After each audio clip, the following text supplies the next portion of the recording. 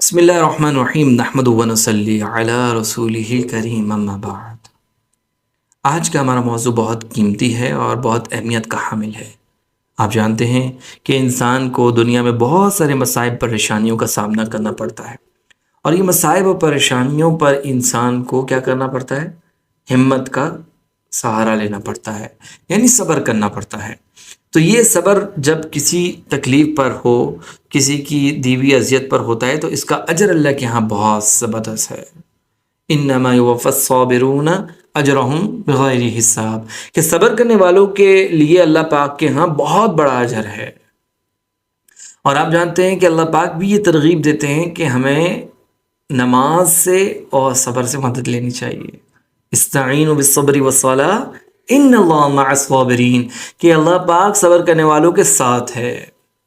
ایک بہت اچھا قصہ یعنی اس کی نشاندہی کرتا ہے کہ صبر کتنی بڑی چیز ہے۔ ایک زمانہ میں ایک بہت ظالم بادشاہ تھا جو اپنے آپ کو رب کہلاتا تھا۔ بہت سارے بادشاہ گزرے ہیں جن کا ظلم اور جبر دنیا نے دیکھا ہے اور تاریخ نے اس کو قلم بند کیا ہے۔ اور حدیث پاک میں یہ واقعہ آتا ہے کہ ایک واقعے میں بتایا گیا کہ ایک بہت ظالم بادشاہ تھا، اس کے ہاں ایک جادوگر تھا۔ جادوگر بوڑھا ہو گیا تو اس نے کہا کہ بادشاہ سلامت، مجھے آپ کوئی ایک نوجوان ذہین سا دے دیں، میں اس کو اپنا یہ فن منتقل کروں جادو کا۔ تو اس نے کہا کہ ٹھیک ہے۔ بادشاہ نے ایک لڑکے کا انتظام کر دیا۔ اب وہ لڑکا جب اپنے گھر سے جادوگر کے پاس جایا کرتا تھا تو راستے میں اس کو ایک راہب ملتا تھا۔ آپ جانتے ہیں جس زمانے میں یہود ہوتے تھے اور وہ اللہ پر صحیح ایمان لاتے تھے اور اللہ کی ذات کے ساتھ شرک نہیں کرتے تھے، جیسے موسیٰ علیہ السلام کی قوم تھے، تو وہ اس زمانے کے مسلمان کہلاتے تھے۔ پھر عیسیٰ علیہ السلام کی جو قوم تھی جنہوں نے عیسیٰ علیہ السلام کی تعلیمات پر عمل کیا تھا، اس میں رد و بدل نہیں کیا تھا، تو وہ اس زمانے کے مسلمان کہلاتے تھے۔ اور یہ مختلف زمانوں میں مسلمان چلتے آ رہے تھے۔ تو جو اب رسول اللہ صلی اللہ علیہ وسلم کی تعلیمات ہیں، تو پچھلی ساری تعلیمات جو ہیں اس پر ختم ہو گئیں۔ اب رسول اللہ صلی اللہ علیہ وسلم کے لائے ہوئے دین اور قرآن اور سنت پر عمل کرنا ہی مسلمان بنوائے گا۔ اگر اس کے علاوہ کوئی دین اور دین لے کر جائیں گے، وَمَن يَبْتَغِ غَيْرَ الْإِسْلَامِ دِينًا فَلَن يُقْبَلَ مِنْهُ، وہ اللہ کے ہاں قبول نہیں ہوگا۔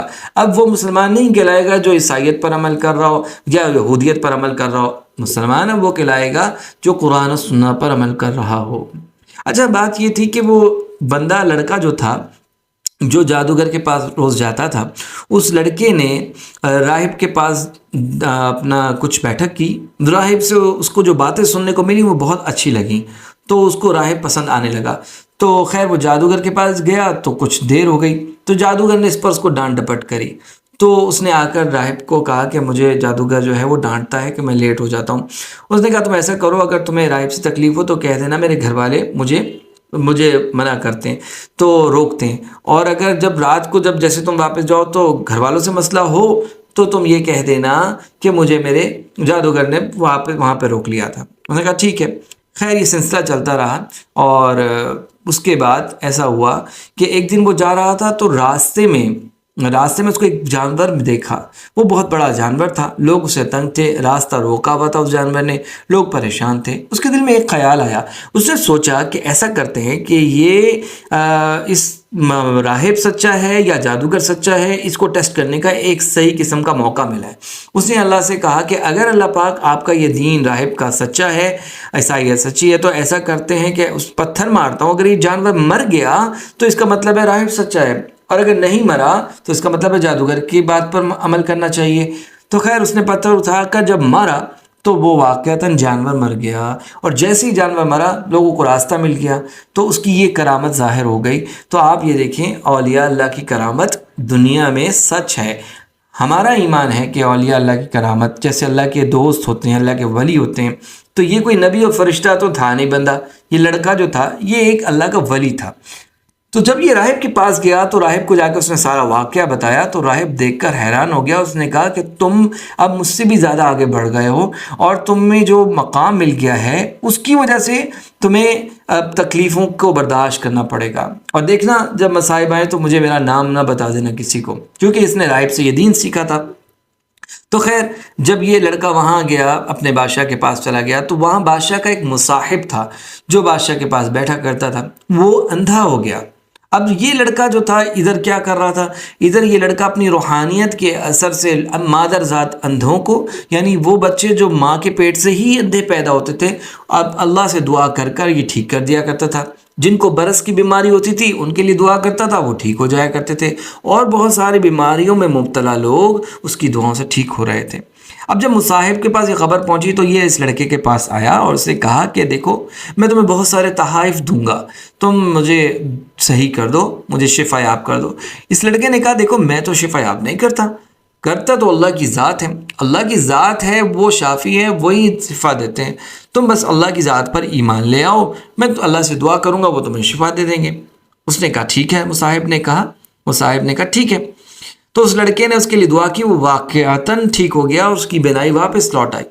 اگلے دن جب وہ بادشاہ کی مجلس میں، مصاحب جو بادشاہ کی مجلس میں بیٹھا، تو بادشاہ نے کہا ارے تمہاری تو بینائی چلی گئی تھی، تم کیسے ٹھیک ہو گئے؟ اس نے کہا مجھے اللہ تعالیٰ نے صحت دے دی اور میری بصارت واپس کر دی۔ اس نے کہا میرے علاوہ تمہارا کوئی رب نہیں ہے، اور کون خدا ہے؟ اس نے کہا مصاحب نے کہ تیرا اور میرا رب اللہ ہے۔ وہ بڑا حیران ہوا، اس نے کہا یہ کیا معاملہ ہے؟ اس نے اپنے بادشاہ نے اپنے سپاہیوں کو حکم دیا اس کو لے جاؤ، زندان میں ڈال دو اور اس کی خوب پٹائی کرو۔ انہوں نے جب اس مصاحب پر تشدد کیا سپاہیوں نے، تو اس نے ایک بات کھول دی مصاحب نے کہ ایک لڑکا ہے جس نے مجھے یہ ٹھیک کیا ہے۔ تو اس لڑکے کو پکڑ کے لے کر آئے تو وہ وہی بندہ نکلا جس کو جادوگر کی پاس تعلیم سیکھنا تھی۔ بادشاہ نے کہا واہ واہ، ہمارے بندے کا تو اتنا جادو چل گیا ہے کہ اب وہ کوڑی والوں کو اور برس والوں کو اور مادرزاد اندھوں کو ٹھیک کرنے لگ گیا ہے۔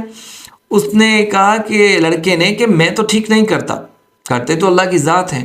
تو اس نے کہا اچھا یہ بھی اسی معاملے کا بندہ لگ رہا ہے۔ اس نے اٹھا کر اس کو بھی زندان میں ڈال دیا۔ لڑکا جب زندان میں گیا، اس کو پٹائی ہوئی، تشدد ہوا، تو وہ اس تشدد اور تکلیف کی تاب نہ لا سکا، اور اس نے یہ کھول دیا کہ مجھے یہ راہب نے دین سکھایا۔ اب راہب کو پکڑ کے لے کر آ گئے۔ اب ہوا یہ کہ اس لڑکے کے سامنے راہب کو رکھا گیا۔ بادشاہ نے کہا کہ دین چھوڑ دو راہب کو، تو میں تمہیں چھوڑ دوں گا۔ راہب نے انکار کیا۔ آرا لے کر بادشاہ کے حکم سے راہب کے سر کو، کھوپڑی کو 2 ٹکڑے کر دیا گیا۔ اللہ اکبر! اس نے ایمان کو نہیں چھوڑا، اپنے ایمان کا سودا نہیں کیا۔ اس نے کہا نہیں میں اپنی جان دے دوں گا، لیکن اپنے اس وقت کے اسلام کو، جو اس وقت کا اسلام تھا ان کا، جب راہب کا اسلام تھا، وہ اس کو نہیں چھوڑا۔ اس نے جو عیسائیت تھی اس کو نہیں چھوڑا۔ اس نے کہا اچھا۔ جب اس نے یہ لڑکے نے دیکھا تو اس نے پھر اس مصاحب کو بلایا بادشاہ نے، اور مصاحب سے کہا کہ یہ تم نے جو دین قبول کیا ہے، بادشاہ نے کہا کہ چھوڑ دو اس کو۔ مصاحب نے کہا میں نے نہیں چھوڑنا، میں اس کو نہیں چھوڑوں گا۔ بادشاہ سلامت کے حکم سے اس مصاحب کو بھی 2 ٹکڑے کر دیا گیا۔ اللہ اکبر! اتنی تکلیف! بادشاہ کے حکم سے اس مصاحب، لڑکا جو مصاحب تھا، اس کے بھی 2 ٹکڑے کر دیے گئے، اتنی تکلیف ہوئی۔ اچھا اس نوجوان کے سامنے جب یہ بات ہوئی تو اب اس نوجوان کو کہا گیا، اس نے کہا میں نے نہیں چھوڑنا۔ تو بادشاہ سلامت نے اس نوجوان کے لیے حکم دیا کہ اس کو لے جاؤ فلاں پہاڑ کے اوپر، اور جا کر اس کو پہاڑ کی چوٹی سے نیچے دھکا دے دینا اگر یہ اپنے دین کو نہیں چھوڑتا۔ تو جب وہاں پہنچے تو اس نے اللہ سے دعا کی، نوجوان نے کہ یا اللہ آپ اگر جیسے چاہیں مجھے بچا لیں ان کے شر سے، آپ جیسے چاہتے ہیں ویسے کریے۔ اللہ کی شان، وہاں زلزلہ آیا پہاڑ پہ، وہ سارے کے سارے سپاہی جو لڑکے آدمی تھے وہ نیچے گر گئے اور مر گئے، اور یہ صحیح سلامت بادشاہ کے پاس واپس لوٹ آیا۔ بادشاہ بڑا حیران ہوا، یہ کیا معاملہ ہوا؟ انہوں نے کہا میرے وہ سپاہیوں کو کیا بنا؟ اس نے وہ سارے مر گئے، اللہ پاک نے مجھے ان سے بچا لیا۔ تو بادشاہ کو اور غصہ آیا، اور اس نے مزید نوجوانوں کو پکڑ کے سپاہیوں کا کہ اس کو لے جاؤ اور سمندر کے درمیان میں چھوٹی کشتی پر لے کے جانا، اور جب اگر یہ اپنا دین نہیں چھوڑتا اس کو سمندر کے درمیان میں ہی پھینک دینا۔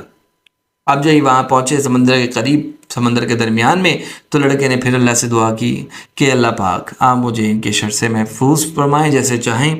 تو اللہ کی شان، سمندر میں بھونچال آیا اور ہوا کی اور لہروں کا اتنا اونچا ہونا اس کشتی کو الٹ دیا۔ جب کشتی الٹی تو یہ سارے کے سارے اندر ڈوب گئے اور یہ بچ گیا، اور اس کو اللہ پاک نے بچا لیا، واپس لوٹ آیا۔ بادشاہ اس پہ بہت حیران ہے، یہ کیا معاملہ ہے میرے ساتھ؟ تو اس نے کہا بادشاہ سلامت آپ مجھے ایک صورت میں قتل کر سکتے ہیں۔ اس نے کہا وہ کیا ہے؟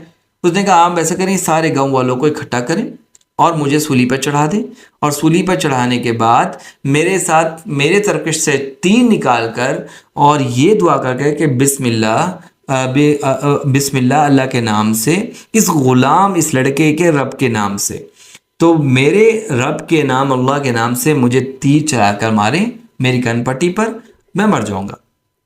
بادشاہ نے کہا یہ تو بہت اچھی بات ہے، تم نے اپنا خود خاتمے کا بتا دیا۔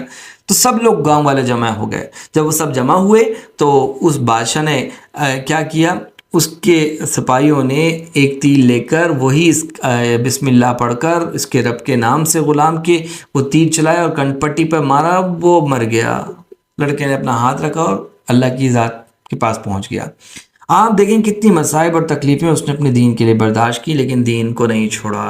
ان اللہ مع الصابرین۔ اب یہ ہوا، جب یہ معاملہ ہوا تو دیکھا کہ سارے کے سارے لوگ حیران ہو گئے کہ یار اس کا لڑکے کا تو رب سچا ہے، بادشاہ اتنی کوششیں کر رہا تھا اس کو مارنے کی لیکن نہیں مار سکا، اور اس کے رب کے نام سے پڑھا گیا تو مر گیا۔ اس کا مطلب ہے یہ لڑکا بھی سچا ہے، اس کا مذہب بھی سچا ہے۔ سب نے اسلام قبول، اس وقت کا جو مذہب تھا وہ قبول کر لیا۔ اب جب یہ قبول ہو گیا تو بادشاہ کے وزیر اور لوگوں نے بتایا آپ جس چیز سے ڈر رہے تھے نا وہ چیز پیش ہو گئی۔ کیا مطلب؟ انہوں نے کہا سارے کے سارے ہو گئے ہیں، سب کے سب نے دین چھوڑ دیا ہے اور وہ اللہ پر ایمان لے آئے ہیں۔ بادشاہ کو بڑا غصہ آیا، نے کہا خندقیں کھودو، جو قبول نہیں کرے گا ان سب کو آگ میں ڈال دینا۔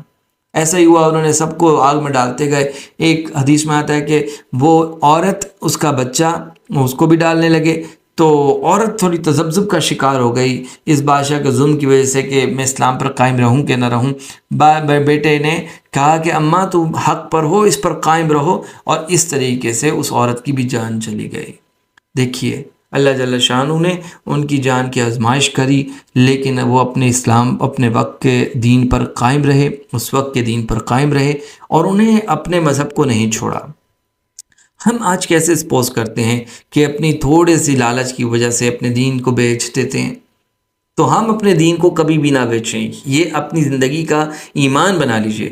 آپ اس کے لیے محنت کریں کہ ایسا ایمان اور ایسی طاقت ہو کہ ہم اسلام کو کبھی نہ چھوڑیں۔